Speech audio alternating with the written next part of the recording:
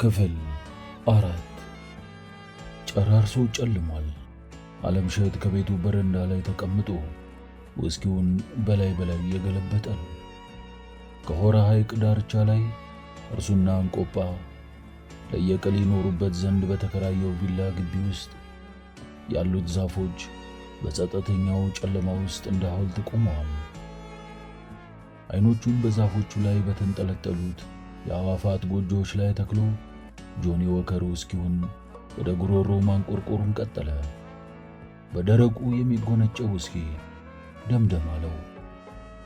ጨርሶ ጨላልሟል። ዓለምሸት ውስኪውን እየገለበጠ በሐሳብ ፈረስ በመጋለብ ላይ ነው። በግቢው ውስጥ ከግንቡ አጥር ስር አንድ ግዙፍ የሽዋሽዌ ዛፍ ቆሟል። የዓለምሸት አይኖች ድንገተኛና አስደንጋጭ ነገር ጠለፉ። ከሽዋሽዌው ዛፍ ጀርባ አንድ ሰው ብቅ ብሎ ተመልሶ ሲሸሸግ አየ። ዓለምሸት ልቡ ምንጥቅ አለች። አይኑን ጨፈነና ገለጠ። ብልጭ ብሎ የተሸሸገውን ሰው ግን ዳግም አላየው። ዓለምሸት በፍጥነት እጁን ሰዶ የበረንዳውን መብራት አበራው። ጨለማው ሲገላለጥ የሽዋሽዌው ዛፍና ዙሪያው ወለል ብሎ ታየ። የተሸሸገ ሰው አልነበረም። መልሶ አጠፋው። ብቅ ብሎ መልሶ የተሸሸገው ሰው መሰል ፍጡር ፈገግ እንደነበር ዓለምሸት አሰበ። ያለ ጥርጥር ነጫጭ ጥርሶቹን አይቷቸዋል። ቁልጭ አሉ ነጫጭ ጥርሶች። ውስኪውን ደህና አድርጎ ወደ ጉሮሮ አንቆርቁሮ እንደገና የሽዋሽዌ ዛፍ ላይ አፈጠጠ። ዳግም ብቅ አላለም ምትሃተኛው። ውስኪውን ሲደጋግም ከሽዋሽዌው ግንድ ጀርባ ብቅ ብሎ የሳቀበትና የተሰወረው የቢሾፍቱ ቆሪጥ ሊሆን እንደሚችል አሰበ። ዘካርያስ ላይ በፈጸመው ድርጊት ደስታው ወሰን አጥቷል ማለት ነው ሲል አሰበ ዓለምሸት። ይህንን ሲያስብ የቁጣና የእልህ እሳት በልቡ ተቀጣጠለ። ሰማኝ ቆሪጥ፣ ዛሬ በእርግጥ ኃይል እንዳለ አይተናል ሲል ከፊቱ የሌለውን ቆሪጥ ያናግር ገባ። ደስ ይበለህ፣ አሁንም ደግመህ ብቅ በልና ሳቅብኝ። ስማኝ አንተ ዶማ፣ ዓለምሸት ወርቁ ደንግጦ ያጎበድደኛል ብለህ አታስብ። ግሬደሩ ጉዞውን ወደ ጋራ ብሩ ይቀጥላል። የጋራ ብሩ አደባባይ ላይ ጢሱን ሲያቡለቀልቅ አይን ካለህ በአይንህ በብረቱ ታየዋለህ። ይዘገይ ይሆናል እንጂ በመጨረሻ ድሉ የቢሾፍቱ ልጆች ይሆናል። ቅልቦናችንን አደፍርሰዋል። የደም ጨዋታ የጀመርከው አንተ ነህ፣ አትጠራጠር። እኛም ይቅርታ አይኖረንም። ጻድቁ አቦ እግርህን ነው የጎመዱልህ፣ እኛ ደግሞ ጭንቅላትህን እናፈነደዋለን። ይሄው ነው መሐላችን። ፈሪ መሆንህን ደግሞ የማላውቅ አይምሰልህ። ከግንዱ ጀርና ተሸሽገ እያዳመጥከኝ መሆንህን አውቃለሁ። ጀግና ልብ ካለ ወዲህ ቅረብና ፊት ለፊት የተጋፈጠኝ። ዳሩ አታደርገውም። የሳር ውስጥ እባብ እንጂ የሰማይ አሞራ አይደለም። ተንኮለኛ እንጂ ጀግና አይደለም። ሆኖም ደግሞ በምቀኝነት ክፋት ራጎት መንገድ እየተወዛወስክ ሁልጊዜ የሚሳካልህ አይምሰልህ። ግሬደሩ ጋራ ብሩ ይደርሳል። ያን ጊዜ ጋራ ብሩ ነፃ ይወጣል። የጋራ ብሩ ተረቶች ትርጉም ገሃድ ሲሆን ርቃንህ ይቀራል። የቢሾፍቱ ልጆች ከአንተ ጋር የሚኖራቸው ቃለ መሐላ ላይ ሆነው። ውስኪውን ላይ በላይ ማንቆርቆሩን ቀጥሏል። ብዥ ያለበት አይኑን ጨፈን ገለጥ አደረገው። የእንቆጳ ስልክ ከሆስፒታል ገና አልጮኸም። ስልኩ በዝምታ ተውጦ የእንቆጳን ጥሪ ይጠብቃል። ዓለምሸት ውስኪውን ላይ በላይ መከንበሉን ቀጥሏል። ውስኪውን እየጨለጠ አይኖቹን ከሽዋሽዌው ዛፍ ጀርባ የተሸሸገው ቆሪጥ ላይ ተክሏል። ቆሪጥ ወኔ አግኝቶ ልብ ገዝቶ ፊት ለፊት ይጋፈጠው ከሆነ ለማየት ትዕግስት አጥቶ ይጠባበቅ ገባ።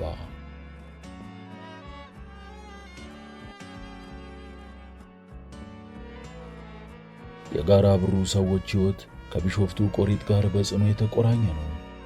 ጋራ ብሩ ላይ የሚከሰቱ ክፉ ክስተቶች ሁሉ የቆሪጥ መሆናቸውን ጋራ ብሮች በጥብቅ ያምናሉ። በመሆኑም ቆሪጥን አጥብቀው ይጠሉታል። ጥላቸውን ግን አደባባይ አያወጡትም። ቆሪጥ የሚለውን ቅጽል ስምም ቢሆን ጎልማሶችና ኮበሌዎች ካልሆኑ ሽማግሌዎች ደፍረው አይጠቀሙበትም። የጋራ ብሩ ሰዎች ለምስማር መዶሻ ይታዘዝለታልና መቸኮል ልጅነትና ጅልነት ነው የሚል አባባል አላቸው። የአባባሉን ምስጢርም ቆሪጥ ጋራ ብሩ ላይ አይቆይም ሲሉ ይፈቱታል። የቆሪጥ ፍጻሜ ቅርብ እንደሆነ ይሰማቸዋል። በሰፈረው ቁና የሚሰፈርበት ዕለት እስከሚደርስ መታገስ ብልህነትና አዋቂነት መሆኑን ያወጋሉ። የአቦ የንግስ ዕለት በዓመት አንድ ጊዜ ዞሮ ሲመጣ የጋራ ብሩ ሽማግሌዎች ለወጣቶቹ እንዲህ ሲሉ ይመክራሉ። ጥሪታችንን አሟጠንም ቢሆን ለቢሾፍቱ ንጉሥ እንገብር። ይህ ግን ተወዳጅ ነው ማለት አይደለም። ልጆቻችንን ገሎና ደማቸውን መጦ ሲያበቃ እልልታ እያሰማችሁ ተቀበሉኝ በማለቱም መቆጣት አይገባንም። ታላቁ የተስፋ ዕለት እስከሚደርስ እንዳሻው እንሆንለት። እስከዚያች ተናፋቂ ዕለት ስሙን ከፍ ከፍ እያደረግን እንደልለው። የነጻነታችን ቀን እስክትደርስ ያመለክነው መስለን እንስገድለት። ጻድቁ አቦ የልባችንን ያውቁታልና አያሰጋንም።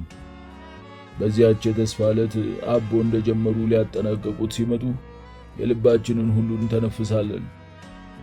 ኮበሌዎች ታዲያ ብዙውን ጊዜ ያቺ የተስፋና የነጻነት ዕለት የምትመጣው መቼ ይሆን ሲሉ ይጠይቃሉ። የጋራ ብሩ ሽማግሌዎች በትረካዎቻቸው ውስጥ ጊዜዎችን መጥቀስ አልለመዱምና ለኮበሌዎች ጥያቄ የሚሰጡት ምላሽ በቅርቡ የሚል ብቻ ነው። የሽማግሌዎቹ የምንጊዜም ትኩረት የቆሪጥ የግፍ ድርጊቶች ሳይዘነጉ ለልጅ ልጅ መተላለፋቸው ላይ ነው እና መልሰው መላልሰው የቆሪጥን ስም እያነሱ ታሪኩን ያወጋሉ። ደግመው ደጋግመው የግፍ ተግባሩን እያስታወሱ ትካዜ በተጫነው መንፈስ ይተርካሉ።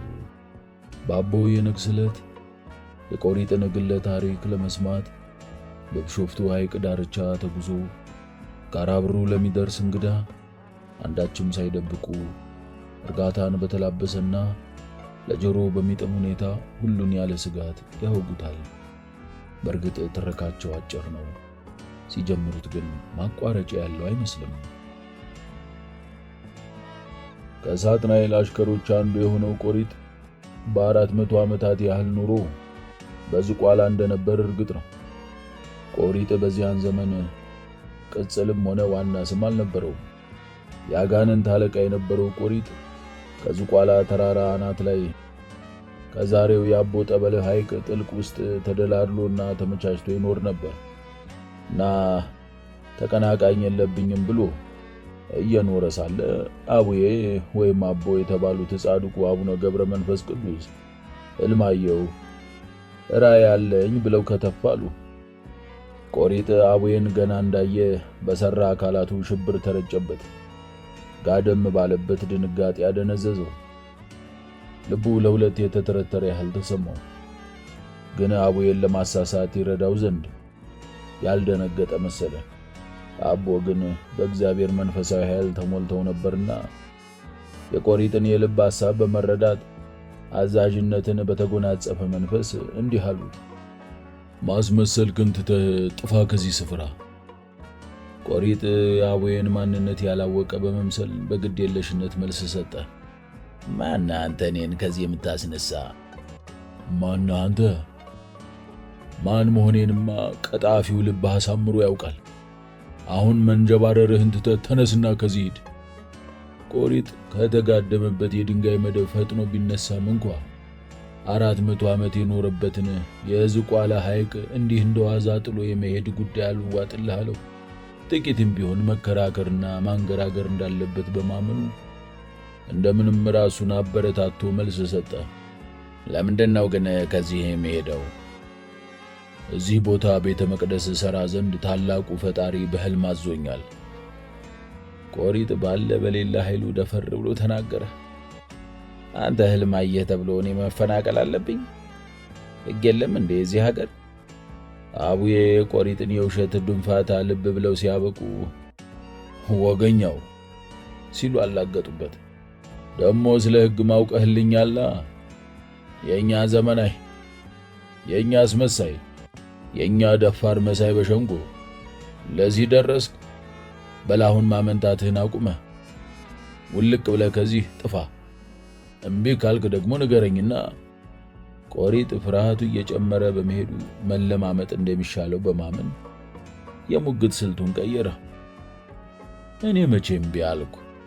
የገዛ መኖሪያን ነጥቀህ ካባረርከኝ ምን አደርጋለሁ? ተነስቼ እሄዳለሁ። ግን ከዚህ ወጥቼ የት ነው የምሄደው? ቢሾፍቱን ሰጥቻለሁ። ቢሾፍቱ? ቆሪት በተቃውሞ ጮኸ። ቢሾፍቱ? ቢሾፍቱም አልሄድም። የፈለገው ቢመጣ እኔ አልሄድም። ምክንያቱም አንደኛ መሬቱ ኮረት ብቻ በመሆኑ ይጎረብጠኛል። ሁለተኛ በክረምት ጎርፍ ሲበዛ ያፍነኛል።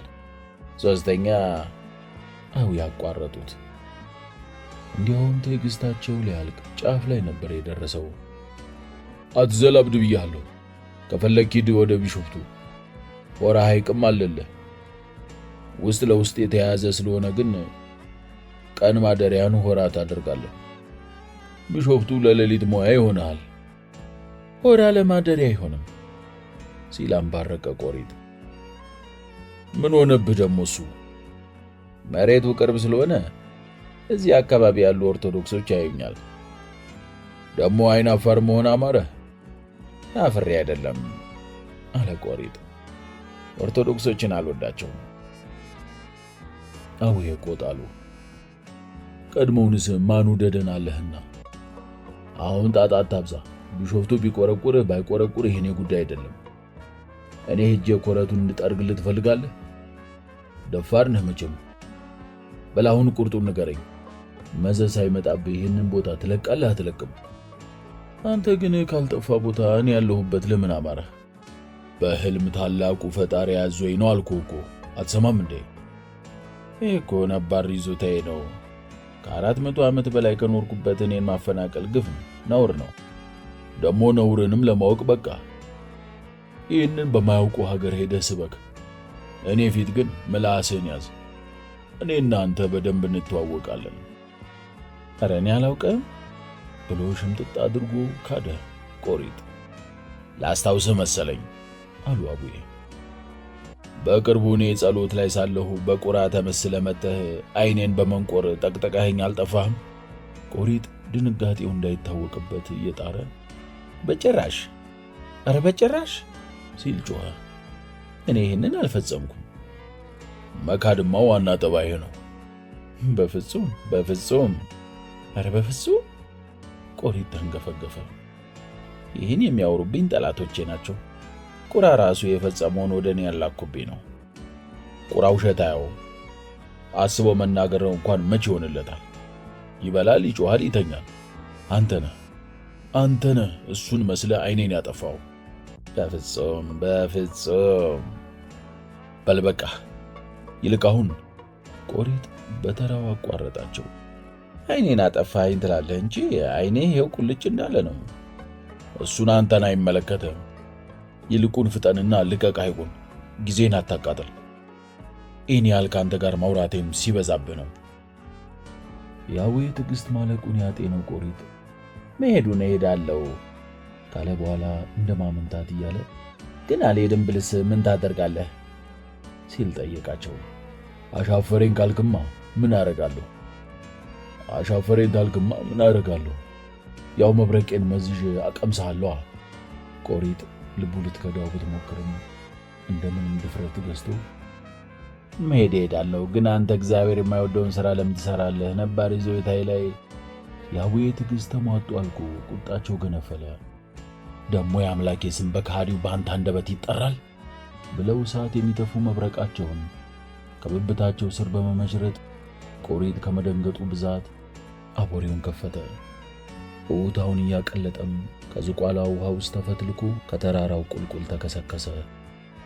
ቆሪጥ በድንጋጤ ሲፈተለቅ አቡዬን ውሃ ስላለበሳቸው በንዴታቸው ላይ ንዴት በመጨመሩ ወንድ ልጅ ሰንዝሮ አይመልስም የሚል ተረትም ወዲያው ፈጥረው ሲያበቁ የተመዘዘ መብረቃቸውን እያብለጨለጩ ኋላ ቆሪጥ የተባለውን ያጋንንት አለቃ ያሳድዱበት ገቡ። ቆሪጥ አቦ እንደተከተሉት ሲያውቅ የሚሆነው ጠፋው። የእሪታው ድምፅ ናረ። ኃይሉን አጠረቃቅሞም ከዝቋላ ወደ አሞራ ገደል ዘለለ። አቡዬም የነፋስ ሰረገላቸው ላይ ጉብ ብለው የተመዘዘ መብረቃቸውን እያብለጨለጩ ተከተሉት። ቆሪጥ የቢሾፍቱን ሐይቅ አቅጣጫ ይዞ ሲሸሽ ድሮውንም ከኦርቶዶክስ ጋር መጋጨት ሲያቀብጠኝ ነው የሚል ጸጸት ልቡን ጫር ስላደረገው ፊቱን መለስ አድርጎ ይሁን በቃ ቢሾፍቱ ገባለሁ፣ ዳግም ወደ ዝቋላ አልመለስም ብሎ ጮኸ። አቡዬ ግን አልለቀቁትም። ያስኩ እንግዲህ የት እንደምትገባ ያለው እንተ ደፋር መሳይ በሸንጎ እያሉ ተከተሉት። ቆሪጥ ሲሸሽ አቡዬ ሲያሳድዱት መብረቃቸውን እየሰነዘሩ አንዴ ሲጨርፉት አንዴ ሲስቱት ተከታትለው ቢሾፍቱ ሐይቅ ራስጌ ላይ ካለችው የጋራ ብሩ መንደር ደረሱ። ቆሪጥ የጋራ ብሩ ለጥ ያለ ሜዳ ስለተመቸው እንደ ጥንቸል ፈረጠጠበት። የጋራ ብሩን ሜዳ አቋርጠው በሚሸመጥጡባት በዚያች ደቂቃ ጊዜው ተሰዓት ስለነበር የጋራ ብሩ ሰዎች በየዕለቱ ስራቸው ላይ እንደተጠመዱ ነበር። ቆዳ መፋቅ፣ ብረት መቀጥቀጥ፣ ሽመና መሸመን፣ ማረስና መጎልጎል። ታዲያ አቡዬ በነፋስ ሰረገላ ተቀምጠው እውታውን እያቀለጠ በመሸሽ ላይ የነበረውን ቆሪጥን ሲያሳድዱ የጋራ ብሩ ሰዎች የዕለት ዕለት ሥራዎቻቸውን አቋርጠው አባሮሹን ይመለከቱ ገቡ።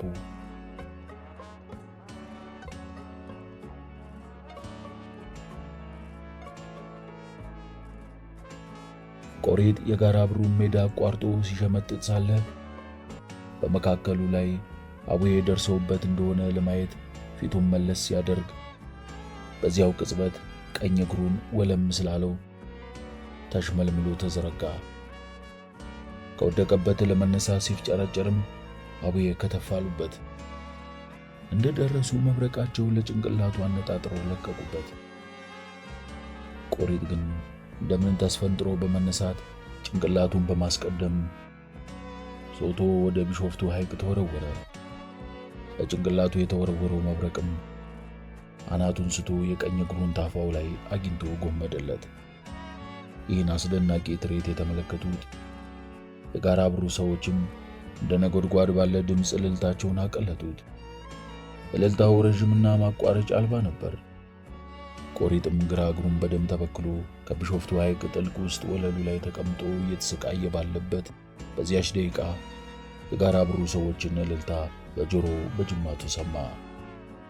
አቡዬ ቆሪጥን ቀኝ እግር ከታፋው ላይ ቆርጠውለት ሲያበቁ ድካም ቢጤ ስለተሰማቸው ከነፋስ ሰረገላቸው ወርደው ከአንድ የዛፍ ጥላ ስር አረፋሉ። ይህን ጊዜ የጋራ ብሩ ሰዎች እልልታና ጭፈራ እያቀለጡ አባን ከበቧቸው። አቡዬ ጻድቁ አባ አማላጃችን እያሉም ዘመሩ። እልልታውና መዝሙሩ እንዳበቃም አቡዬ እንዲህ ሲሉ ተናገሩ። ይህ ቆራጣ ቁርጥርጥ ለዘላለም ቆሪጥ እየተባለ ይኖራል። እናንተም ተጠንቀቁት። በቢሾፍቱ ጥልቀት ውስጥ ተጋድሞ የእናንተን እልልታ ሰምቷልና ቂሙን ለመበቀል መሞከሩ አይቀርም። ተመልሼ መጥቼ እንደጀመርኩ እስክጨርሰው ልባችሁን ሸሽጉበት፣ አግዝፉበት፣ ምክሬን አትዘንጉ። ለእርሱ እስካልሰገዳችሁና ልባችሁን እስካላነሳሳችሁ አንዳች ሊያደርስባችሁ አይቻለውም ሲሉ ተናገሩ። በዚያን ዘመን አቡነ ገብረ መንፈስ ቅዱስ ንግግር ደስታቸውን ወሰን ያጣው ጋራ ብሮች አቡዬ ጻድቁ አባ አማላጃችን የሚል መዝሙር እየዘመሩ በጋራ ብሩ ለጥ ያለ ሜዳ ላይ ተገማሽረዋል። አቡዬም የዕለት ተግባራቸውን አጠናቀው ወደ ዝቋላ ለመመለስ የነፋስ ሰረገላቸው ላይ ሲሳፈሩ ቁራን አዩት። ቁራ የቆሪጥ ቁራጭ እግር ላይ አይኑን ተክሎ ነበር። ቁራ ምን ነው አሉት። ይሄ ጮማ አስጎምጅቶኝ ነው ሲል መለሰ። ስጋ አይደለም የቆሪጥ እግር ነው። ቆሪጥ ደግሞ ማን ነው? የዝቋላው የአጋንንት አለቃ የነበረው ነው ወዳጅህ። ከሱ ጋርማ በደንብ እንተዋወቃለን። አንድ ጊዜ የሰባት ቀን ምግብህን ልስጥህና ሰውነትህን ለአንድ ሰዓት አውሰኝ ብሎኝ አውሸው ነበር። በእውነቱ ደግ ነው በጣም። ታዲያ ስሙ ቆሪጥ ነው እንዴ? ከዛሬ ጀምሮ ቆሪጥ ብየዋለሁ እኮ። ለምን? ቀኝ እግሩን ዛሬ ቆረጥኩት። የወዳጄ ቀኝ እግር ተቆረጠ ሲል በድንጋጤ ጮኸ። መጥፎ ዜና ነው የነገርከኝ አቡዬ። የዝቋላው የአጋንንት አለቃ ለእኔ ባለውለታዬ ነበር። 7 ቀን ቀለቤን ችሎኛል። ሞኞ ቁራ፣ መሰሪው ጋኔን ሰውነትህን እየተዋሰ በአንተ መንቆር ተጠቅሞ የኔን አይን ለማጥፋት ነበር እኮ። እኔ ያኔ ጸሎት ላይ ነበርኩ። ጸሎቴን ላለማቋረጥ ስል አይኔን በአንተ መንቆር ሲቆጠቁጠኝ ስታይ ስቃይን ሁሉ ቻልኩት። ብርቱ ነህ ሲል አደነቀ ቁራ። እኔ በሆነ እሪ ባልኩ ነበር፣ ግን ታዲያ ይኸው አይኖች ያበሩ የለም እንዴ? ከጸሎቱ በኋላማ ሚካኤልና ገብርኤል መጥተው እፋልልኝ እንደ ቀድሞ ሆኑልኝ። ከእንግዲህ ግን ለወዲህ ያደርክ ቂላቱን ቁራ። በእናንተ መሃል ምን ጥልቅ ያደርገኛል ብለህ ነው አቡዬ? እኔ ጠብ አልወድም። የሆነ እንዲያው ይሄ ጮማ ከየት እንደተገኘ ልትነግረኝ ትችላለህ? ቁራ አይኖቹን የቆሪጥ ቀኝ እግር ላይ ተክሎ ነጫጭ ከንፈሮቹን በመጎምጀት አነፈነፈ። ያኔ ቁራ እንደ ዛሬው ጥቁር አልነበረም። ሙሉ ላባዎቹ እንደ ወተት የነጡ ነጫጭ ነበሩ። አቡዬ ሳቁበት። የምናገርህን ለምን በጥሞና አታዳምጥም? እሱ ስጋ አይደለም የቆሪጥ እግር ነው። ይቅርታ አድርግልኝና ሲል መልስ ሰጠ ቁራ። እኔ መቼም ስለ ስጋ በደንብ አውቃለሁ። እውነቱን ልንገርህ፣ ይሄ ከሐረር ሰንጋ ጋር የተቀነጠሰ ዳቢት ነው። ለይቶልሃል መሰለኝ። ጤነኛ ነኝ አቡዬ። ይሄማ ያለ ጥርጥር ዳቢት ነው። እኔ ደግሞ አሁን ዳቢት አምሮኛል። ከዚህ ከበላ ልብህም ላብህም ጥቁር ይሆናል። ስለ ስጋ የኔን ያህል የሚያውቅ የለም አቡዬ። ከዚህ ከቀመዝክ ፈሪ ሆነ ትቀራለህ። የሆነ ሆኖ የቢሾፍቱ ቁራ እንደመሆኔ በስጋ ዙሪያ ባለኝ ዕውቀት እኮራለሁ። ሊቅ ነኝ ብለህም ማጋነን አይሆንህም። ጥርሴን የነቀልኩበት ነው። ከቆሪጥ እግር አንድ ጉርሻ ከቀመስክ ለዚያ ከይሲ ወሬ አመላላሽ ሆነህ ትኖራለህ። በል እንግዲህ ከኔ በላይ ሽንጥና ብልትን የሚያውቁል አሳር ነው። በል እንዳሻ። አቡዬ በነፋስ ሰረገላ ከጋራ ብሩ እንደተሰወሩ ቁራ ከቆሪጥ እግር ላይ አንድ ነገር ነጨለት። የነጨውን ሲያጣጥም ልክ እንደ ሰው ሰጋ ጨውጨው አለው። ሲመረውም ተውና ራቅ አለ። ግን ወዲያው ልቡ ተሸበረበት። ለመጀመሪያ ጊዜ የገዛ ጥላው አስበርግቦት በድንጋጤ ወደ ሰማይ በረረ።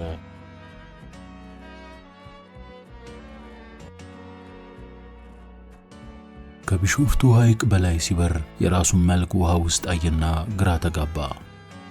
ማነው ደሞ ጠቋራ አለ ለራሱ። ወዲያው ግን አቦ ስጋውን ከቀመስክ ትጠቁራለህ ያሉት ትዝ አለው። በተፈጸመበት የባህሪና የመልክ ለውጥ ግራ እንደተጋባ ወዲያ ወዲህ ሲል የጋራ ብሩ ሰዎች ቆሪጥ፣ ቆራጤ፣ ቁርጥርጥ፣ ቁርንጮ እያሉ ሲዘምሩ በዓይኑ በብረቱ አያቸው፣ በጆሮ በጅማቱ ሰማቸው።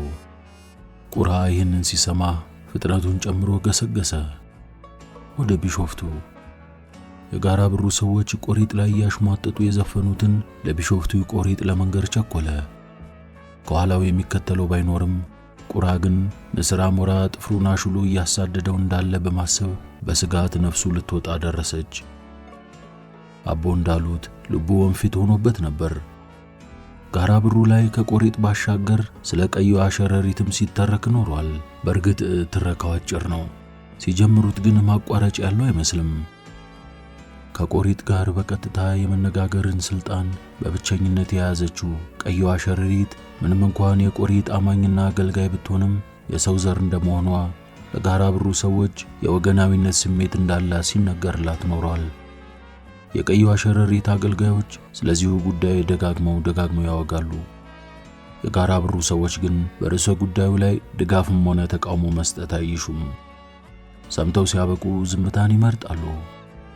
አገልጋዮቿ እንደሚሉት ከሆነ አቦ የቆሪጥ እግር የጎመዱለት ጋራ ብሮዎቹ እልልታ ለማሰማታቸውን ለቆሪጥ በመግለጽ ልታሳምነውና ቂሙን እንዲረሳ ለማድረግ ባያሌው ጥራለች። በእልልታ ሲጮሁ ውሃ ውስጥ ሆኜ በገዛ ጆሮዬ ሰምቻለሁ ብሎ ቆሪጥ ሲሟገታት፣ ቀዩ አሸረሪት ደግሞ መስሎ ይሆናል ብለዋለች በድፍረት። እርግጠኛ ነኝ ጋራ ብሮዎቹ እልል ያሉ መስሎ እንጂ እነሱ ከንፈራቸውንም አላላቀቁ። ምናልባት የዝቋላ ሰዎች ሊሆኑ ይችላሉ እልል ያሉብህ ወይ ደግሞ የቡታጅራ፣ የጎጃም፣ የጎንደር አሊያም የትግራይ ኦርቶዶክሶች ሊሆኑ ይችላሉ። ያንተ ጆሮ እንደሆነ እንደ ጣሊያን ሬዲዮ ከሩቅ ይስባል። ቀይዋ ሸረሪት ይህንን ስትለው ቆሪጥ ሊያምናት ጥቂት ቀርቶት ነበር። አልዘለቀበትም እንጂ ድምፁ ሁሉ ልስልስ ብሏል። ያልሽው ሁሉ ገብቶኛል። ስለ ጆሮ የተናገርሽው በተለይ ግልጽ ሆኖልኛል። እንዳልሽው የኔ ጆሮ እንደ ጣሊያን ሬዲዮ ስለሆነ ከሩቅ ሊስም መቻሉን እቀበላለሁ። አባባልሽም ብልሃትና ሊቅነትን በተፈጥሮ የታደልሽ መሆንሽን አረጋግጦልኛል። ሆኖም ግን የጋራ ብሩ ሰዎች እልልታ ማሰማታቸውን ቁራ ባይኑ በብረቱ አይቶ በጆሮ በጅማቱ ሰምቶ ነግሮኛል። አቦን እያሞገሱ በኔ እግር መቆረጥ ተደስተው ልል ብለዋል። ቀይዋ ሸረሪት ምንም እንኳን ቆሪጥን ለማሳመን ሳይቻላት በመቅረቱ ተስፋ ብትቆርጥም የመጨረሻ ሙከራ ከማድረግ አልቦዘነችም። እንደ አገልጋዮቿ ትረካ ቁራ ዋሽቶ እንዳይሆን ስትለው ቁራ አይዋሽም ሲል ነበር ቆሪጥ ባለማወላወል የተቃወማት። ቁራ የሰማውን እንዳለች ሳይቀንስና ሳይጨምር የሚናገር ጅል ቢጤ ነው። የሰማውን ወዲያው ተናግሮ ወዲያው የሚረሳ ወናፍ ነው። ቁራ እንዲህ መሆኑን አቦ ራሱ ባንደበቱ ነግሮኛል። ቁራ በወቅቱ ቃል በቃል ጋራ ብሮቹ እንደ ጉንዳን ተሰብስበው እንደ እንቁራሪት እልል ይላሉ ነበር ያለኝ። እልልታቸው ለምን ይሆን ብየው ነበር እያወኩ ያላወኩ መስዬ። ቁራ ታዲያ ያው ወንፊት ወናፍ እንደመሆኑ እንጃላቸው ቆሪጥ ቆረጥራጤ ቦቅቧቄ ሲል ነበር። ደሞ ጻድቁ አቦ ክበር ከፍ በል ይሉ ነበር አለኝና ያው ሆዱን ስለሚወድ የኔን መልስ እንኳን ሳይሰማ ነበር እየተንቋረረ ሄደው። ጋራ ብሮቹ ከነዘር ማንዘራቸው ከዘላለም እስከ ዘላለም ጠላቶቼ ናቸው። በዚያ ክፉ ቀን የነበረው ሁኔታም ፈጽሞ አይረሳኝም። ቆሪጥ ይህንን ያህል እርግጠኛ በመሆኑ ቀይዋ ሸረሪት በጋራ ብሮቹና በቆሪጥ መካከል ያለውን ጸብ ለማብረድና ለማቀራረብ ያደረገችው ጥረት እንደከሸፈባት ያወጋሉ የሸረሪቱ አገልጋዮች። እንዲያውም ቆሪጥ ከዚህ በላይ ከበድ ያለ ነገር ስለ ጋራ ብሩ ሰዎች ተናግሮ ነበር። ቀይዋ ሸረሪት አበረደችው እንጂ ሲሉ የሹክሹክታ ተረካቸውን ይቀጥላሉ አገልጋዮቿ። ቀይዋ ሸረሪት የቆሪጥ ቂም ብርቱ መሆኑን ተረድታ እንግዲህ እንዳልከው ተሳስተው በአንተ ጉዳት እልል ብለው ሊሆን ይችላል፣ ግን እልል ያሉት አሁን በሕይወት የሉም ስትለው ቆሪጥ የባብ ልጅ እባብ ነው ሲል ነበር የመለሰላት። ቢሆንም እነኚህ ተጸጽተዋል ስትለው ቆሪጥ በተቃውሞ እየጮኸ ጋራ ብሮቹን አታውቂያቸውም ማለት ነው። ይፈሩኛል እንጂ አይወዱኝም። በልባቸው እንደሚያላግጡብኝም አሳምሬ ነው የማውቀው። ደሞ ይንቁኛል፣ ደንቆሮ ይሉኛል፣ ስግብግብ፣ ምቀኛ ምን የማይሉኛል። ሌላው ቀርቶ ኮበሌዎቹ የቢሾፍቱ ንጉሥ የሚል ስሜን እንኳን መጠቀም አይፈልጉም። ቆሪጥ ነው የሚሉኝ መስሏቸው እንጂ እኔ ግን ቀኝ እግሬ ሲቆረጥ ወዲያው ነው ሌላ እግሬ ያበቀልኩት። በእርግጥ ዳግም እግሬም የግራ ነው። ሁለቱም እግሬ የግራ መሆኑ ግን ምንም ለውጥ የለውም። አይሽ ለኔ ምንም ለውጥ የለውም። ጋራ ብሮቹ ግን እግር ማብቀሌን እያወቁ ያላወቁ በመምሰል እስካሁን ቆሪጥ ይሉኛል። አቦ ተመልሶ መጥቶ አንገሩን ይበጥሰዋል ብለው እንደሚያንሾካሹጉም አውቃለሁ። ስለዚህ እንዴት ነው ከነዚህ ጋር የምታረቀው?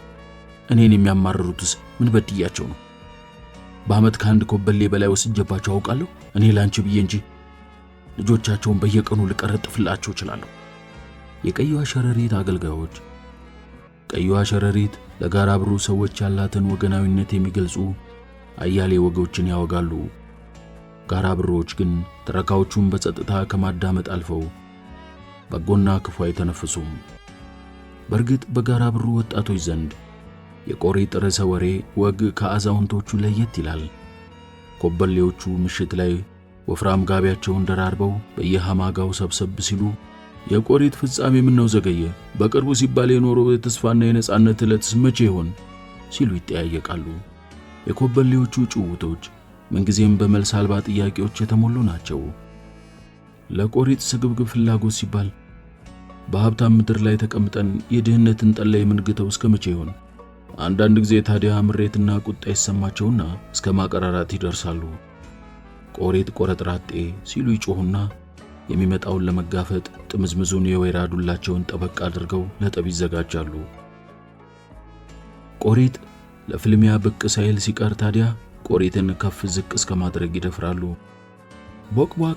ቦቅቧቃ ያው እንደ ልማድሽ ሌሊት አጥንታም ሸረሪትሽን እየላክሽ በህልም ልታሰቃይን ነው ቡክንያም።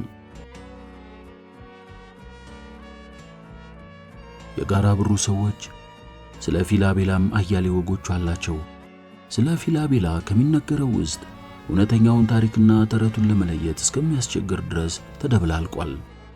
የፊላቤላ ወላጆች በላይና አልማዝ በመባል እንደሚታወቁ ጋራ ብሮቹ ሁሉ ይስማማሉ። ከፊላቤላ ሌላ ልጅ እንዳልነበራቸውም ይወሳል። ወላጆቿ ለቆንጆይቱ የጋራ ብሩ ኮረዳ ያወጡላት ስም ፊላ የሚል ብቻ ነበር። ቤላ የሚለውን የጨመረላት ሳሙና ሻጩ ኢጣሊያዊ ነበር። የሳሙና መያዣ ቡና አይነት ቦርሳውን አንጠልጥሎ ጋራ ብሩ ሲደርስ ለፊላ ከረሜላ ገዝቶ መምጣቱን ፈጽሞ አይዘነጋም እና ገና በሩቁ ፊላቤላ እያለ መጣራት ይጀምራል። ቤላ ማለት በጣሊያኖች አፍ ቆንጆ ማለት ነበር። እናም ጋራ ብሮቹም እንደዋዛ ፊላቤላ ማለቱን ለመዱት። ፊላቤላ ድንገት ከጋራ ብሩ የተሰወረችው በ16 ዓመት ዕድሜዋ ነበር። ቅዳሜ በገበያ ዕለት ወላጆቿ ደብረ ዘይት ውለው ሲመለሱ ከቤት አጧት። ከዚያ ወዲህ አየኋት የሚል ሰው አልተገኘም። በእርግጥ በጋብቻ ይጠይቃት ስለነበረው ቦርጫም ባለልኳንዳ የሚነገረው ሁሉ ሐቅ ነው። ከባለልኳንዳው ቀጥሎ አንድ የከተማ ሰው ለጋብቻ ጠይቆ ተፈቅዶለት እንደነበረም ይወሳል። በዚያው ሰሞን ፊላ ድንገት ከተሰወረች በኋላ ከቆሪጥ ጋር ተያይዞ የሚነገረውን ትረካ እውነትነት ግን ማረጋገጥ የሚቻልበት መንገድ አልነበረም። በእርግጥ የሚታወቀው የፊላ አባት አቶ በላይ ቀይዋን ሸረሪት ገላለሁ ብሎ መሸፈቱንና ሳይቀነው በፖሊስ መገደሉ ብቻ ነው። የፊላ ወላጅ እናትም መንፈቅ ባልሞላ ጊዜ ልጇንና ባሏን በማጣቷ ያልጋ ቁራኛ ሆና ሰነባብታ እሷም ትንፋሿ ቆሟል። ከፊላቤላ ጋር የተያያዙ ትረካዎች ግን ከቶ ሊቀዘቅዙ አልቻሉም። በየወቅቱ ፊላቤላን የተመለከቱ አዳዲስ ትረካዎች ጋራ ብሩን ያጥለቀልቋታል። ቆሪጥ ከዋው ረዋው ሰዋው ብሎ ፊላቤላ ላይ ከደገመባት በኋላ ወደ ሐይቁ ጥልቅ ይዟት እንደገባ ነው የሚታመነው። ከዚያም በውርርዳቸው ወቅት በገባችው ቃል መሰረት ሚስቱ ሳይሆን አገልጋይ ሆናለች። እንደ ጋራ ብሩ ሰዎች ትረካ ከሆነ በፊላቤላ ማህፀን ውስጥ መተተኛ እባብ ተጠቅልሎ ተቀምጧል። መተተኛው እባብ ፊላቤላ በሰዎች እንዳትታይ የሚሰውር ሲሆን ቆሪጥ በፊላቤላ ውበት ወንጀል መስራት አሊያም ሰዎችን ማጥመድ ሲፈልግ በመንፈስ ከተጠቀለለው እባብ ጋር ይዋሃድና ከውስጥ ሆኖ ፊላቤላን እያዘዘ ወደ ደብረ ዘይት ከተማ ብቅ ይላል። ምን ደብረ ዘይት ብቻ ከዓርብ ተሰያት አንስቶ እስከ ሰንበት ምሽት አዲስ አበባ ላይ አሸሸ ገዳሚውን ያስነካዋል። ሲያሻው ሶደሬ ይሄዳል። ወንዶ ገነትና ላንጋኖን ይጎበኛል። ከቢሾፍቱ በእጅጉ ርቆ መሄድ አይወድም እንጂ ፈረንጅ አገር ድረስ ከመጓዝ የሚያግደውም የለም። እንዳትሞት እንዳታረጅ የተደገመባት ፊላቤላ ታዲያ ቆሪጥ በማህፀኗ ውስጥ ካለው እባብ ጋር ሲዋሃድ ከንግግሯ ጀምሮ አዛዡ ቆሪጥ ነው። በእሷ አንደበት እሱ ይናገራል፣ በእሷ ገላ እሱ ያዛል። በእርግጥ እሷ የሚፈጽመውን ሁሉ ታውቃለች። የገዛ ሰውነቷንና አንጎሏን ማዘዝ ግን አይቻላትም። እና ታዲያ ቆሪጥ ፊላቤላን እየነዳ ብዙውን ጊዜ ደብረ ዘይት ከተማ ብቅ ይልና ቀልቡ የሚወደውን ሲፈጽም አምሽቶ ሲፈጽም ያነጋል። በተለይ አማኞቹ ያልሆኑ ሀብታም ባለመኪና ወንዶችን ማስደንገጥ ልዩ መደሰቻው ነው። በፊላቤላ ውበት ተማርከው እንዲሸነፉ ካደረገ በኋላ አያሌ ያልተለመዱ ሁኔታዎችን ጣልቃ እያስገባ እግሬ አውጭኝ እንዲሉ ያደርጋቸዋል። በመተት ከተተበተበው የፊላቤላ አካል ጋር ወዲህ በመፈጸም ላይ ሳሉ እባብ ቆሪጥ ከውስጥ ብልታቸውን እየነደፈ ስንቶቹን ፈዞና እብድ ስንቶቹን ፊዞና እብድ ያደርጋቸዋል። ቆሪጥ የእባብን አካል ለቆ ሲሄድ ፊላቤላ ራሷን ማወቅና ማዘዝ ትችላለች። ያን ጊዜ ታዲያ ቆሪጥ ሲፈጽም ያደረውን በማስታወስ ምርር ብላ ታለቅሳለች። ዳሩ ግን አንዴ ዕጣ ክፍሏ ሆኗልና ቀስ በቀስ ሁሉን ለምደዋለች። ፊላቤላ በየጊዜው ጋራ ብሩ እየመጣች ወገኖቿን እንደምትጎበኝም ይታመናል። ሆኖም እሷ ታያቸዋለች እንጂ እነሱ ሊያዩት አይችሉም። እሷ ትሰማቸዋለች እንጂ አይሰሟትም።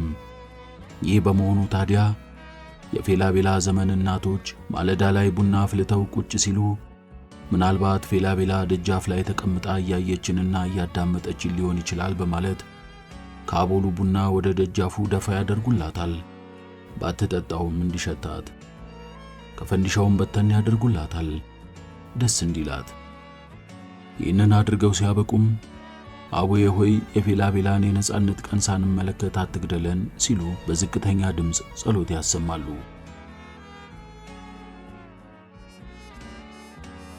ጨርሶ ጨላልሟል። ዓለምሸት ከመኖሪያ ቤቱ ቪላ በረንዳ ላይ ተቀምጦ ውስኪውን ላይ በላዩ ይገለብጣል። ውስኪውን በደረቁ እየጨለጠ በሐሳብ ፈረስ ይጋልባል። ስልኩ ጮኸ። ዓለምሸት አይኑን አሻሽቶ የውስኪ ብርጭቆውን ጠረጴዛ ላይ አኑሮ ወደ ቴሌፎኑ አመራ።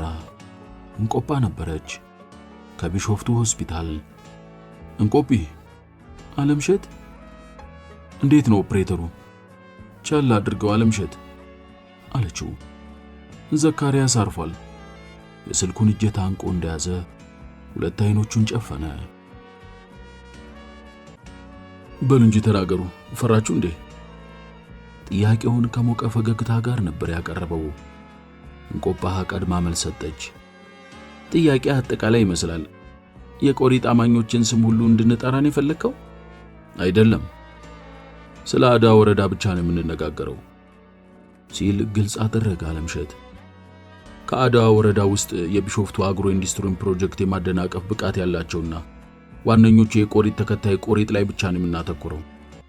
የቢሾፍቱ አግሮ ኢንዱስትሪን ፕሮጀክት የማደናቀፍ ብቃት ያላቸውና ዋነኞቹ የቆሪጥ ተከታይ ቆሪጥ ላይ ብቻ ነው የምናተኩረው። ዘካርያስ ተመርዞ ከተገደለ በኋላ ከአንድ ሳምንት በኋላ በዓለምሸት ወርቁ መኖሪያ ቤት በተካሄደው በዚህ ስብሰባ የተገኙት አራቱም ወጣቶች የጋራ ብሩና የቢሾፍቱ ልጆች ነበሩ። ዓለምሸት ወርቁ፣ እንቆጳ በየነ፣ አዱኛ ለማና አራርሶ ገዳ። አራቱም የእውቀት ብርሃን ሳይጠጋት ታፍና በመኖር ላይ ካለችው ጋራ ብሩ ወጥተው ፊደል ለመቁጠር የበቁ በጠበበ አጋጣሚና ዕድል ነበር። ቢያንስ በዲፕሎማ ደረጃ ተመርቀዋል።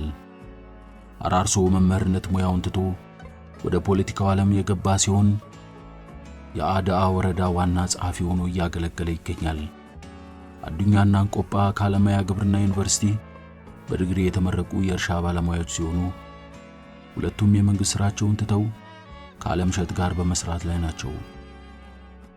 አራርሶ የቢሾፍቱ አግሮ ኢንዱስትሪን ፕሮጀክት በመደገፍና ባለው ስልጣን እገዛ ለማድረግ በመወሰኑ ነበር በስብሰባው የተገኘው።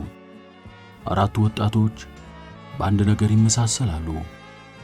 በቅንነታቸውና በእድገት ባላቸው የአመፀኝነት ስሜት የስብሰባቸው አጀንዳ የቢሾፍቱ አግሮ ኢንዱስትሪ እየገጠመው ያለውን እንቅፋት ከመከላከል ጋር የተያዘ ነበር። የግሬደር ኦፕሬተሩን ማን አስገደለው የሚለውን ጥያቄ ለመመለስ ባይቸገሩም ማስረጃ የማግኘት ጉዳይ ግን ከፊታቸው የተደቀነ ከባድ ሥራ መሆኑን ተገንዝበዋል። ግድያውን የፈጸመው ሰው የቀዩ አሸረሪት ቅጥረኛ ሊሆን እንደሚችል አልተጠራጠሩም። ጥቃቱ ቀጣይ ሊሆን እንደሚችልም ገምተዋል። ስለዚህ ቀዳሚ ትኩረታቸው ቀጣዩን ጥቃት መመከት ሲሆን ከመመከቱ ጎን ለጎን ደግሞ የቢሾፍቱ ቆሪጦች ሲሉ በሰየሟቸው ጥቃት ፈጻሚዎች ላይ አጸፋዊ እርምጃ መውሰድ ዋነኛው ተግባር መሆኑን አስምረውበታል። ስለዚህ አራቱም ወጣቶች ራሳቸውን እንደ አንድ ህቡ ቡድን አቋቁመውታል። ሕይወትን እስከ መስዋዕት ድረስ መጓዝ እንዳለባቸው በጋራ በሩ ገበሬዎች ስም ቃል ገብተዋል። ስለዚህ የቢሾፍቱ ቆሪጦችን ጥቃት ለመመከት በቅድሚያ በስውር የሚነቃነቁ የቆሪጥ አማኝ ቆጦችን ማንነት መለየት የመጀመሪያው ተግባር ነበር። ይህንን ጥያቄ ነበር ዓለምሸት ለቡድኑ አባላት ያቀረበው። በተማሪነት ዘመኑ በኃይለኛ ተደባዳቢነቱ ምክንያት ጄነራል በሚል ቅጽል ስም የሚታወቀውና በልቡ ያለውን ሁሉ እንደ ልቡ ከመናገር ወደ ኋላ የማይለው ግዙፉ አዱኛ የዓለምሸትን ጥያቄ ለመመለስ በቀጥታ ስም ወደ መጥራት ገባ። እንደ ኃይለኛ ቡጢ በጠነከረ ድምፅ ሁለት ስሞችን ከነማብራሪያው አቀረበ። ቀንደኛዋ እንግዲህ ቀዩ አሸረሪት መሆኗ ግልጽ ነው ሲል ነበር የተንደረደረው። ያው ጋራ ብሩ እንዴት እንደመጣችም የሚታወቅ ነገር የለም። አንዴ የእሬትና የሸረሪት ልጅ፣ ሌላ ጊዜ የቆሪጥ ዲቃላ እየተባለች ጋራ ብሩ ድሆች ላይ እንደ መሽገር ተጣብቃ ኖራለች። ጨካኝና እንዲሁም አስመሳይ መሆኗም የታወቀ ነው። በአንድ በኩል ከቆሪጥ ጥቃት እንዳዳነችን እየነገረችን፣ በሌላ በኩል ስለሷ የተናገረው ቀርቶ በየትኛው ጎናችን እንደተኛን በሸረሪቱ አማካኝነት እንደምታውቅ እየተገለጸ በየትኛው ጎናችን እንደተኛን በሸረሪቶቹ አማካኝነት እንደምታውቅ እየገለጸች ሽብር ስትለቅብን መኖሯ የሚታወቅ ነው። ፋታ ወሰደና ቀጠለ። ሁለተኛው የቀይዋ ሸረሪት ቀኝ እጅ ሆኖ ጉዳይ የሚያስፈጽመው አላምረው ደበበ ነው። እሱም በሸረሪቷ በስለት የሚገባውን ቁሳቁስና እንስሳት ለገበያ የሚያቀርብ እንደመሆኑ ዋነኛ ተጠቃሚ ነው። የሸረሪቷን ግድያም የሚያስተባብረው እሱ እንደሆነ ይታመናል። የቀይዋ ሸረሪትና የቆሪጥ ኃያልነት እየሰበከ የሚያሳምነው፣ አዳዲስ አማኞችን በቀይዋ ሸረሪት በኩል ከቆሪጥ ጋር የሚያገናኘውም እሱ ነው። ስለዚህ የሥራችን እንቅፋት ተብሎ በሁለተኛ ደረጃ መመዝገብ ያለበት ይመስለኛል። በእኔ በኩል ያሉት እነዚህ ናቸው። አዱኛ ያቀረበው ላይ ልዩነት አለ ሲል ጠየቀ አለምሸት። አልነበረም። ሌላ ጥቆማ ሲል ጋበዘ አለምሸት። እኔ ሌላ 2 ቆሪጦችን መጠቆም ፈልጋለሁ አለ አራርሶ። ቀጠለ አራርሶ። የመጀመሪያው ጥቆማዬ አለቃይና የአዳ ሊበን ወረዳ አስተዳዳሪ ምትኩ ሮባ ነው። ምትኩ የቀይዋ ሸረሪት ሎሌ መሆኑ አለ የሚባል አይደለም። በዚህ ምክንያት የአዳ ምድር ሰዎች ፍትሃዊ አመራር እያገኙ አይደለም። የድገት አድሏቸውም የተገታ ሆኗል። ዛሬ ባዳ በህዝብ እጅ አይደለችም፣ በቆሪጥ ቁጥጥር ስር ናት። ጋራ በሩ ባዳ አስተዳደር ስር እንደመሆኗ ችግሩንና ጉዳቱን ትጋራዋለች። ምትኩ ሮባ በወር አንድ ጊዜ በዕለተ ቅዳሜ ራሱ ሸፋፍኖ ጋራ ብሩ በመሄድ ከቀይዋ ሸረሪት የሰይጣናዊ እምነት አዳራሽ እንደሚስተናገድ አስተማማኝ መረጃ አለኝ። በቀይዋ ሸረሪት አማላጅነት የመሬትም ሆነ ሌሎች ጥያቄዎችን የሚያቀርቡ ባለጉዳዮች የተቀላጠፈ ምላሽ ያገኛሉ። ወረዳ አስተዳዳሪው ቀይዋ ሸረሪት የጠላቸው ባለሀብት ላይ የተለያዩ ተጽዕኖችን እያደረገ ተስፋ እንዲቆርጡ ያደርጋል። በእርግጥ እኔ በግሌ ይህ እንዳይሆን ጥረት እያደረኩ ነው። ሙከራዬ ግን መና እየቀረ ነው። ቀይዋ ሸረሪት ከባለስልጣናት ጋር ያላትን ግንኙነት ከምትኩ ሮባ በላይ የት ድረስ እንደሚሄድ አላውቅም። ዞሮ ውይይታችን በአዳ ወረዳና በጋራ ብሩ ዙሪያ ስለሆነ ምትኩ ሮባን 3ኛው ቆሪጥ ብለን ልንመዘግበው ይገባል። አራርሶ ፋታ ሲወስድ አለምሸት ተቃውሞ ካለ ጠየቀና ባለመኖሩ ይቀጥል ዘንድ ለአራርሶ ምልክት ሰጠው። የጎፋ እናትም ካደገኛ ቆሪጦች ተርታ ሊመዘገቡ ይገባል ብዬ አምናለሁ። አራርሶ ሲናገር የተማከሩ ይመስል ሶስቱም ተቃወሙት። ሊሆን አይችልም አለ አለምሸት። በፍጹም እንቆጳ፣ ሊታመን አይችልም። አዱኛ ሰለሰ። አስጨረሱኝ አለ አራርሶ። የተቃውሟችሁ መነሻ ይገባኛል። የጎፋ እናት ምስኪን ጠላ ሻጭ ባልቴት እንደሆኑ ልትነግሩኝ ነው አይደል የቸኮላችሁት? ልክ ናችሁ። የጎፋ እናት የተበደሉ አሮጊት ናቸው። በቆሪጥ እምነት ተጠቃሚ ሊሆኑ እንደማይችሉ ግልጽ ነው። ሆኖም እኒህ ሴት ወደውም ሆነ ተገደው ራሳቸውን ከቆሪጦች ጋር መድበው በተለያዩ የወንጀል ድርጊቶች በመሳተፍ ላይ እንዳሉ የሚጠቁሙ ከአንድ በላይ ፍንጮች አሉኝ። ይሁን እንጂ እንቆጳ ክርራ ተቃወመች። በእርግጥ የሚወሩባቸው ወሬዎች አሉ። እነዚያ ወሬዎች ግን ከተራሉ ባልታ የሚያልፉ አይሆኑም ባይ ነኝ። የጎፋ እናት አንድ ልጃቸው ባልታወቀ ሁኔታ በመሰወሩ ክፉኛ የተጎዱ ምስኪን ሴት እንደሆኑ ነው የማውቀው። እንባ እንኳን ካይናቸው ጠፍቶ አያውቅም። አለምሸት ክርክሩ ይቀጥል ዘንድ አልፈቀደም። የጎፋ እናትን ጉዳይ በእንጥልጥል ያዘው ሲል አስታራቂ ሐሳብ አቀረበ። አራርሶ ተጨማሪ መረጃዎችን ያሰብክ ቆይና ወደፊት ደግመን እናየዋለን። በዚህ ተስማምተው አለፉት። ሌላ ጥቆማ አለ ሲል ጠቆመ አለምሸት። አልነበረም። በእንጥልጥል የተያዙ ቢሆንም የጎፋ እናትን ጨምሮ በድምሩ ቀንደኛ ያሏቸውን 4 የቆሪጥ ተከታይ ቆሪጦችን ስም ዝርዝር አጸደቁ። ተሰብሳቢዎቹ የቆሪጦቹን ማንነት ከለዩ በኋላ የትግል ስልታቸውን በጥንቃቄ ይነድፉ ጀመር። በቅድሚያ ከዘካርያስ ሞት ጋር በተያያዘ በጋራ ብሩ ሰዎች ዘንድ የተፈጠረውን ስሜት አዱኛ አብራራ። እንደ አዱኛ ገለጻ ከሆነ የመንገድ ሥራ የቆሪጥን ቁጣ ይቀሰቅስ ይሆናል የሚል ስጋት ሰፍኗል። በሽማግሌዎች ዘንድ ቀይዋ ሸረሪትም ይህንን ስጋት የሚያጠናክር የወሬ ወረርሽኝ በመርጨት ላይ ናት።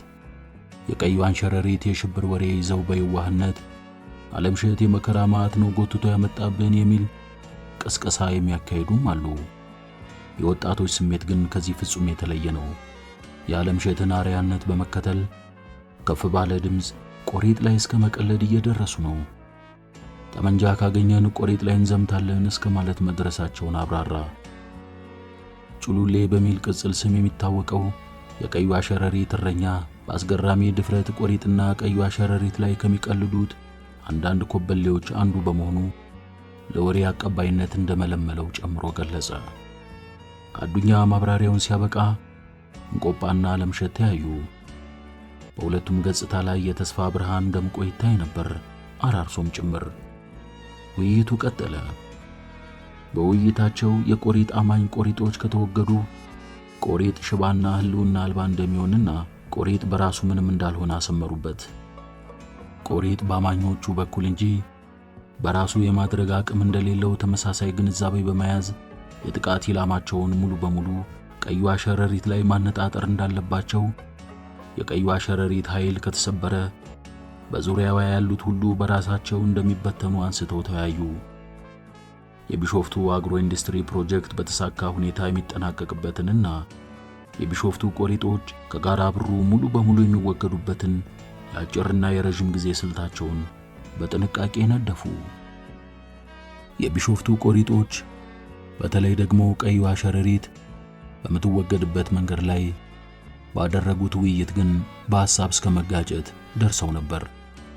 ዓለምሸት ቀይዋ ሸረሪትን የምንቋቋምበት የመከላከያም ሆነ የማጥቂያ ስልታችንና አቅጣጫችን ምን መምሰል አለበት ሲል ለተሰብሳቢዎቹ ጥያቄ ካቀረበ በኋላ መልሶ ያሉትን አማራጮች ራሱ ጠቆመ። ሸረሪቷን ከጋራ ብሩ ለማስወገድ 3 መንገዶች ነው ያሉት። የመጀመሪያው ከኛ ጋር መጋፈጥና መጋጨት እንደማያዋጣ ታውቃ በፈቃዷ ጋራ ብሩ እንድትልቅ ማግባባት ነው። ሁለተኛው አማራጭ ያለምንም ደም መፋሰስ የመንግስትን ሕግ መከታ አድርገን የወንጀል ድርጊቶቿን በተለያዩ መንገዶች በማጋለጥ የእምነት መሰረቷን ማናቃት ነው። በዚህ አማራጭ ሚዲያዎችንም በስፋት መጠቀም እንችላለን። በሶስተኛው አማራጫችን እሷ እንደምታደርገው ሕጋዊ ባልሆነ መንገድ እንድትወገድ ማድረግ ነው። ዓለምሸት አማራጮቹን አቅርቦ ሲያበቃ አዱኛ ቀድሞ መልስ ሰጠ። የመጀመሪያውና የሁለተኛው ሙከራዎች ይሳካሉ ብዬ አላምንም። ብቸኛው መፍትሄ በእጅ አዙር በመጠቀም ሌሊት በተኛችበት ጎጆዋ ላይ እሳት በመልቀቅ ከነመተቷ ተቃጥላ ከምድረ ገጽ እንድትወገድ ማድረግ ብቻ ነው። ሆኖም ይህንን ከመፈጸማችን በፊት ምክንያታዊ ለመሆን የመጀመሪያዎቹ 2 አማራጮች ቢሞከሩ የሚል ሐሳብ አለኝ። አራርሶ ተጨማሪ አከለ። የቀይዋ ሸረሪት ባህሪያትና ድርጊቶች አሳምረን እናውቀዋለን። ያደረሰችውንና እያደረሰች ያለችውን ጉዳት ከኛ በላይ የሚያውቅ የለም። የቅርብ ጊዜ ድርጊቷ እንኳን የማንነቷ ማሳያ ነው። ስለዚህ በእኔም በኩል ብቸኛው መፍትሄ 3ኛው አማራጭ መሆኑን አምናለሁ። እኛን በሕግ በማያስጠይቀን መንገድ በህቡ በተደራጀ ኃይል ቀይዋ ሸረሪት በጥይት ተደብድባም ሆነ በሳት ተቃጥላ መገደል እንዳለባት ነው የማምነው። ዓለምሸት ፊቱን ወደ እንቆጳ መለሰ። እንቆጳ በረጅሙ ተነፈሰችና ረጋ ባለ ሆኖም በከረረ ድምፅ የግል አስተያየቷን ሰነዘረች። በእኔ በኩል 3ኛውን አማራጭ በፍጹም መጠቀም እንደሌለብን ነው የማምነው። የመጨረሻው አማራጫችን ሕግን የተንተራሰ ብቻ መሆን እንዳለበት በጥብቅ አምናለሁ። ሕገወጥ ግድያ የምናካሄድ ከሆነ ከቀይዋ ሸረሪት በምንድን ነው የምንለየው? እጃችንን በደም አጨማልቀን በሰላም መኖርም ቢሆን ከቶ የሚቻለን አይሆንም። ስለዚህ የመጀመሪያውንና ሁለተኛውን አማራጭ ብቻ መጠቀም እንዳለብን ነው የማምነው። መግደል የሚለው ሐሳብ ራሱ ከአእምሯችን ውጪ መሆን አለበት። ትምህርት ወደ ጋራ ብሩ ሲዘልቅ ቀይዋ ሸረሪት ተንሳፋ እንደምትቀር ግልጽ ነው። ሆኖም እዚያ ከመድረሳችን በፊት ልታጠፋን የምትችልበት ሁኔታ እንዳለ ይገባኛል። ሊያወያየን የበቃውም ሳንቀደም ለመቅደም መሆኑን እረዳለሁ። ይሁን እንጂ የእርሷን መንገድ ተከትለን የሰውን ነፍስ ማጥፋትን ወደሚያክል ወንጀል መግባት አለብን ብዬ እኔ አላምንም። እንቆጳ ተናግራ ስታበቃ በተሰብሳቢዎቹ ስሜት ላይ መደመም ነገሰ። ሁሉም በየሐሳቡ ተዋጠ። ዓለምሸት አቀርቅሮ ሲጨቃጨቅ ከቆየ በኋላ ቀና አለ። ይህን ርዕሰ ጉዳይ ባጭሩ እንቋጨው። በአማራጮቹ ላይ ብዙ ልዩነት የሚኖረን አይመስለኝም። ለጊዜው በመጀመሪያውና በሁለተኛው ሰላማዊ አማራጮች ብቻ ቀዩን ሸረሪት ከጋራ ብሩ ለማስወገድ እንሞክር። በሁለቱ አማራጮች ውጤት ካላገኘንና ኢሰብአዊ የሆነ የቀዩዋ ሸረሪት ጥቃት ከበረታብን እንደገና ተሰብስበን ስለ ሶስተኛው አማራጭ እንነጋገራለን። ሌላ የተሻለ አማራጭ ካለም በወቅቱ ልንነጋገርበት እንችላለን። አለምሸት ፋታ ወስዶ ቀጠለ።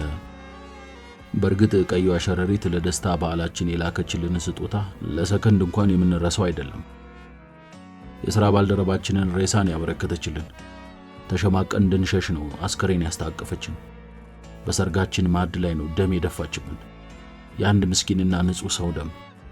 እኔ በግሌ በዚህች ጨቃይን ጭራቅ ጉሮሮ ውስጥ የእሳት ነበልባል መስደድ ኃጢአትና ወንጀል ነው ብዬ አላምንም። እርግጥ ነው ያን ብናደርግ በምድር ሕግ ያስጠይቀናል፣ ምናልባት በሰማይም ያስመሰግነን ይሆናል። አሁን ግን ምድር ላይ ነን። ከዚያ ባሻገር እጃችንን በደም በማጨማለቅ ከዚያም ባሻገር እጃችንን በደም የማጨማለቅ ፍላጎት የለንም። ተገደንም ቢሆን የሰው ደም እጃችን ላይ እንዲኖር እንደማንፈልግ ግልጽ ነው። ሞት አፉን ከፍቶ ሲመጣ ግን ከበሮ እየመታን እንደማንቀበለውም ግልጽ ነው። እኛ የእድገት መንገደኞች እንጂ የሃይማኖት ሰባኪዎች አይደለንም። ለማንኛውም ለጊዜው ቀዩን ሸረሪት አጋልጦ ከጋራ ብሩ ለመንቀል ሁለቱን የመጀመሪያ አማራጮች ብቻ ለመጠቀም ድምጻችንን እንስጥ። የእንቆጳ አቋም ፈጥሮት የነበረው ውጥረት ረገብ ሲል ታየ። ልዩነት ያለው አለ ሲል ጠየቀ አለምሸት። አልነበረም። በመጨረሻም የአጭር የማጠቃለያ መመሪያ በመስጠት የዕለቱ ስብሰባ ተጠናቀቀ። የኦፕሬተሩን ገዳዮች ለፍርድ ከማቅረብ ባሻገር ከባድ ፈተና ፊታችን ተጋርጧል። እኛ የቢሾፍቱ ልጆች ባንሆን ኖሮ ኦፕሬተሩ ሲገደል ገና ድሮ ስራችንን አቁመን በፈረጠጥን ነበር። ያ ሊሆን ግን አልቻለም። የሚመጣውን ልንጋፈጥ እየቆረጥን ነው። የህይወት መስዋዕትነት እስከ መክፈል ድረስ ከቢሾፍቱ ቆሪጦች ጋር ልንፋለም በጋራ ብሩ ወገኖቻችን ስም ቃለ መሐላ ፈጽመናል። እንቆጳ ሰብአዊነት ይጫንሻል። ጥሩ ነው። እኛ ሙሉ በሙሉ ሰብአዊነታችንን እንዳናጣ ሚዛን በመጠበቅ ታግዥናለሽ። ትግሉ ግን ሳንፈልግ የደም ትግል እየሆነ ነው። ደም በማፍሰስ ነው ሸረሪቷ የተቀበለችን። በዚች ደቂቃ ዘካርያስን ልናስበው ይገባል። ዘካርያስ በሕይወት የለም። ለእኛ የማስጠንቀቂያ መልእክት ለማስተላለፍ ሲባል ብቻ ተሰውቶልናል። ሕይወት እንዲህ ናት። አየሽ፣ ለቀየዋ ሸረሪት የመንገድ ሥራ ተቋራጩ ባለቤት አሊ አብዱል መጂድ ጉዳዩን ቀለል አድርገው ማየታቸው በእጅጉ ጠቅሞናል። የገጠር ጠጅ በጥንቃቄ ላይ ዘጋጅ እንደሚችል አምነው የደረሰውን አደጋ እንደ ተራ አጋጣሚ ነው የተገነዘቡት። እኔም በዚያው መንገድ እንዲያስቡ ነው ያመቻቸዋቸው። እውነታውን ግን እኛና ቆሪጦቹ ብቻ ነን የምናውቀው። ወደ ሕግ እንዳንሄድ ማስረጃ የለንም። ስለዚህ ፍልሚያችን ስውር ነው የሚሆነው። እኛም የሚጠበቅብን ፈተና ከባድ ነው። ቀዩዋ ሸረሪት ገንዘብ አላት። ጥቂት ባለስልጣናት ከጀርባዋ እንዳሉም እንገምታለን። እኛስ ቀደም ብዬ እንዳልኩት ጻድቁ አቦና ህዝባችን ናቸው ኃይላችን። ጻድቁ አቦ ልባችን ንጹህ ይሆን ዘንድ ይረዱናል፣ ህዝባችን ደግሞ ኃይል ይሆነናል። የመረጥነው ይህ መንገድ ለድል እንደሚያበቃን ተስፋ አደርጋለሁ። አለምሸት በሰከንዶች ያህል ፋታ ወስዶ ቀጠለ። በነገው ዕለት ማለዳ የመንገድ ጠረጋው ሥራ ይጀመራል። አራርሶ ከመንግስት በኩል ማግኘት የሚገባንን ድጋፍ እንቅፋት እንዳይገጥመው ትከታተላለህ። አዱኛ የጋራ ብሩ ወጣቶች ከኛ ጎን በጽኑ ቆመው በስራችን መሳካት መረጃ በማቀበልም ሆነ ጸጥታውን በመጠበቅ ሙሉ ትብብር ያደርጉልን ዘንድ ትሰራለህ። እንቆጳ በማህበራዊ ኑሮ ዙሪያ ጋራ ብሩ ላይ የሚያከናውኗቸውን ተግባራት ትከታተያለሽ። በተጨማሪም ቆሪጦችን ለመክሰስ የሚያበቁ መረጃዎችን የማሰባሰብ ሥራ ትሰራለሽ። የምታተኩሪው ከቀዩዋ ሸረሪት ጋር በተያያዘ በአማኞቿ የሚፈጸሙ ወንጀሎች ላይ ነው። ጥናቱን ሰፋ አድርገሽ ጀምሪ። እኔ አጠቃላይ ሥራውን አስተባብራለሁ። በሥራ ክፍፍላችን መሰረት ተግተን ከሰራን የቆሪጦችን ሴራ በጣጥሰን ድል እንደምናደርግ አምናለሁ።